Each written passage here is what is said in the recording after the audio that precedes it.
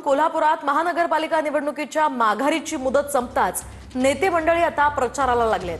तर काँग्रेस नेते सतेज पाटील यांनी रंकाळ्यावर मॉर्निंग वॉकसाठी आलेल्या नागरिकांशी संवाद साधला।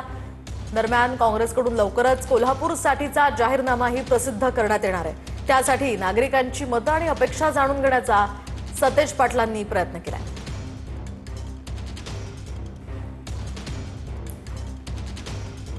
आता जाऊयात छत्रपती संभाजीनगरमध्ये। त्या ठिकाणी भाजपचे आमदार संजय केनेकरांची जाहिरातबाजी पाहायला मिळाली आहे। नाराज इच्छुकांची नाराजी दूर करण्याचा या जाहिरातीतनं प्रयत्न होताना दिसतोय। पाठीशी उभा असल्याचं जाहिरातीतनं आश्वासन देण्यात आलंय।